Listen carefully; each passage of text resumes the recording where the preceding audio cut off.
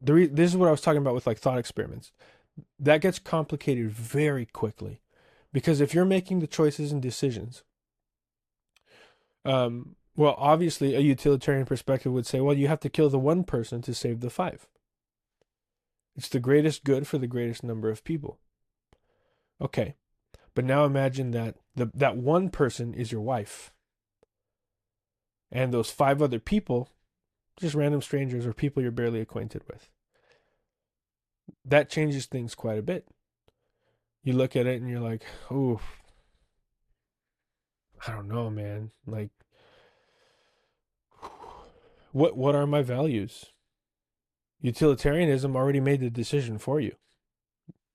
Do it. Well, wait, I'm more conflicted than that. I have an internal struggle right now that I'm working through. That is not enough to help me answer this question. There's more to it.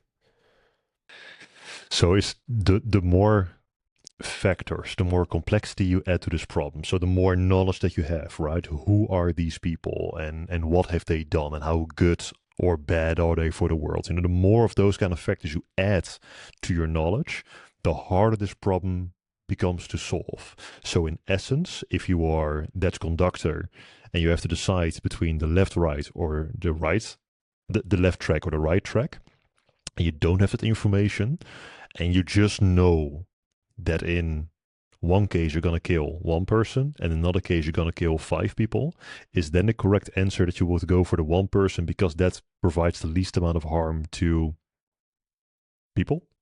Is that the correct way to look at it? But that the more knowledge that you have, the more goes into that decision.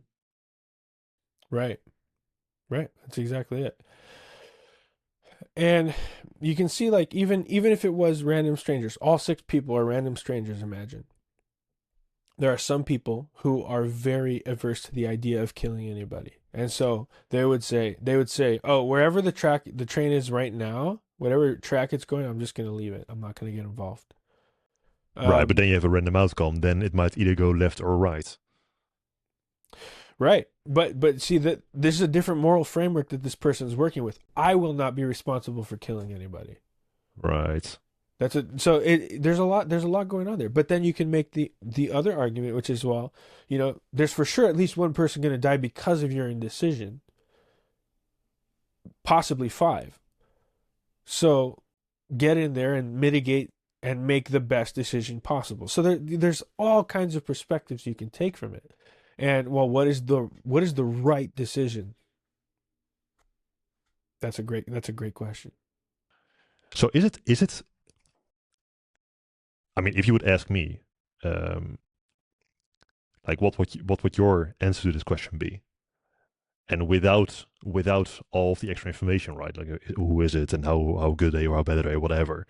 Like in a split second, my answer would literally be my decision would instantly be the one person because first of all, there's no stopping it. Second of all, you're not killing anybody because it's not your.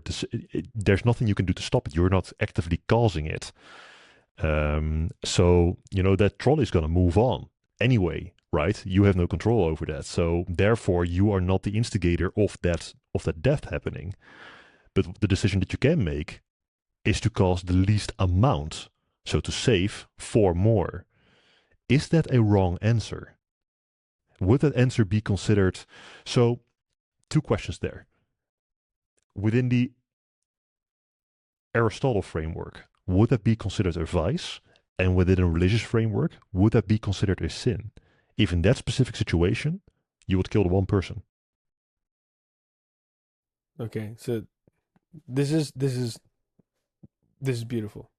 What you're doing now is you're looking, so you've now done what I think people should do when it comes to ethics. You have zoomed out and you're asking the questions about the implications of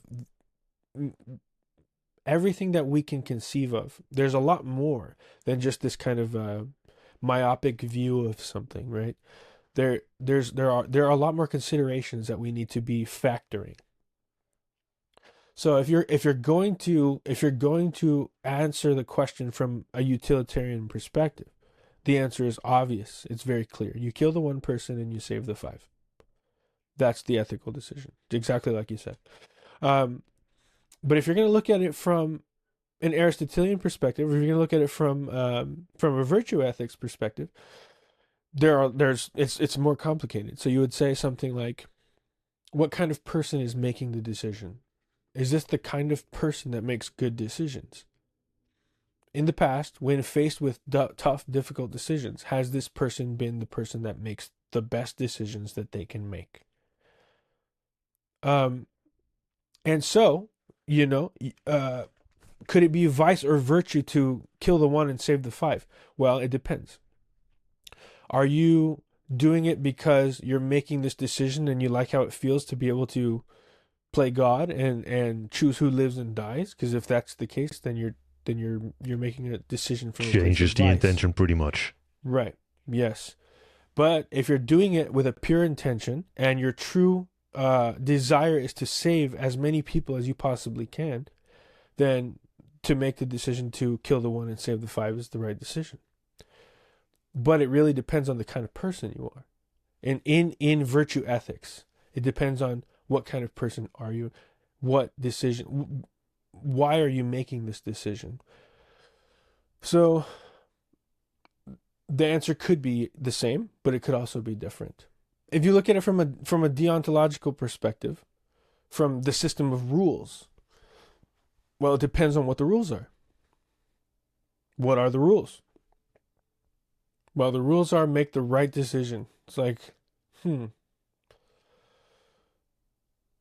well, what is the right decision? Well, you could Based on say the what? right, Mm-hmm. yeah, exactly. Well, you could say, well, obviously the right decision is to save the five people because there's more of them. And you're like, okay, but I don't know anything about these people. What if they're like murderers and they deserve to be, and this other person is like Mother Teresa or something, right? Um, it's tough. You don't know. What are the rules? Deontological perspective would say just follow the rules. Do what is, the right thing. In my view, there's not enough there to answer this question. And the trolley problem was specifically devised to kind of get you thinking about these kinds of things. Well, wow, how would I even approach this? How can I make this decision and then look myself in the mirror and say you're still a good person? What would I have to do to be able to justify that? And I personally I don't think that these kinds of difficult moral problems can always be answered by looking or subscribing to one school of moral philosophy. Mm-hmm. It sounds like it's also a paralyzing question to a lot of people. Like you said, they don't know.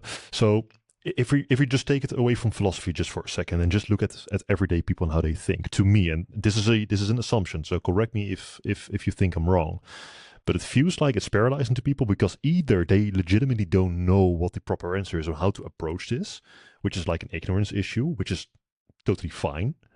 Um, but another one Mm-hmm. is, you have a gut feeling what you think the right answer is, or you outright know what the right answer is, but you Mm-hmm. don't want to say because it might be offensive, or it might be, it might be not politically correct, or it's this is like typically one of those questions that are impossible to answer in a politically correct way. Yet, Mm. to me at least, the answer is very, very simple. Especially if there's no information available. Like if you have you seen the movie the series The Good Place, for example? Oh yeah, Yeah, yeah, of because course. they okay, there's kind of like a plot twist in this series, but the trolley problem came Spoiler alert for anybody who hasn't seen it. the trolley problem came forward with this also, and Mm-hmm. to me, it, it was quite funny actually because in The Good Place, the trolley problem comes forward. Okay, so let me back up a little bit. The Good Place is a series in which people that die go to a place called The Good Place, which is kind of like a heaven, I suppose, in a more religious sense. And the good place is run by this person called Michael. And Michael is a person that guides all those spirits who have died to um, let's say guides them through afterlife. And major spoiler alert here, so skip the next minute if you don't know, if you haven't seen the series yet and you want to. But the plot twist here is that the good place was not the good place after all. It was just a different division of hell. And Michael was actually a demon who was made to torture people in the good place, which are four people in general. So when the trolley problem came forward, they put a person who is ironically a ethics professor. What was the name again? GB? G- um, Um, Chidi. Chidi, yeah, Chidi Yeah, Adengonye. yeah, He was an ethics yeah, professor, yeah. but his major flaw was that he was undecisive. He couldn't get to an answer. Yes. It doesn't matter what it was, Go to a shop and you have to pick a shampoo. You have one shampoo on the left, one shampoo on the right. Pick one, and the guy will take like 2 hours, driving everybody insane. So Yeah. the trolley problem was presented to him. He was the conductor, and he had to decide to go to the left and to the right. And they put like, it wasn't just people that they put on. It was like on the left you have 10 helpless babies, and on the right you have 100 helpless animals or something like that. It was completely extreme.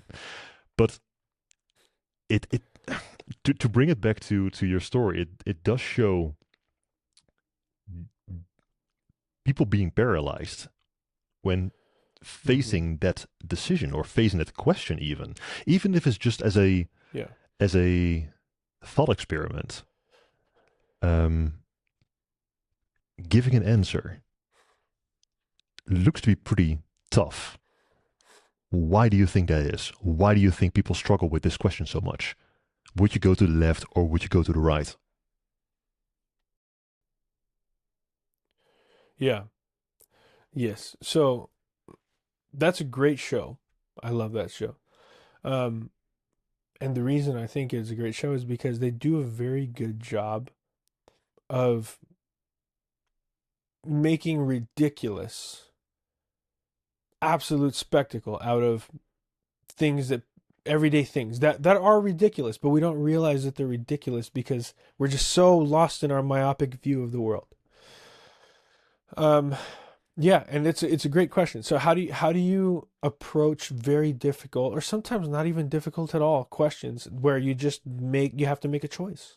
One of the classics that like men struggle with big time when it comes to women. What do you want to eat for dinner? Oh God, I don't know. What do you want? Well, like the guy doesn't care. We'll eat anything. And we just want to make her happy, right? And we know she's picky, so we just want to make sure that she tells us what she wants so we can all be happy. Because I don't care what we're eating, you know, but you do. So what do you want to eat? Well, I don't know. Well, what do you want? Well, I know what I want. I want anything. It doesn't matter. But I don't want to enforce that on you because you're not going to like it, and then nobody's going to be happy. So this is just a silly example of like how decisions can be paralyzing for people for sure. And when it comes to like ethics, there are some decisions that I don't personally believe have any like effect on whether or not I'm a good person in a broad sense, but it has a meta effect. And the meta effect is like, um, are you the kind of person that is decisive, that makes decisions? That's a completely different thing, right? It can be a virtue within itself, right?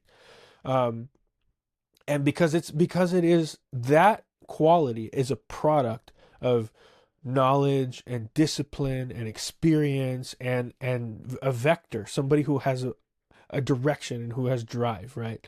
Um, so yeah, so that can be indicative of somebody who oh, I know what I want, I know how I'm going to do it. Let's go. Um, so looking at how people approach these kind of questions can tell you a lot about them for sure. I think the reason people struggle though so much is because it's not even so much like, is this going to make me a good person or a bad person? I think it's actually a lot more internal. It's like, is this going to make me happy, or is this going to make me feel some kind of way that's not positive? How am I gonna feel about myself after doing this? Yes. Hmm. How is this decision going to affect me? When we are talking about ethics, what do we mean exactly? It's this interesting thing. It has to do with like a relationship with ourselves, but also with other people. Why did you do something? Well, I wanted to. Why didn't you do something? Because I didn't want to. You know, with every choice and decision you make, you're thinking about it from the perspective of what kind of person will this decision make me? Sometimes in order to pursue what is morally correct or morally good, in fact, often, you have to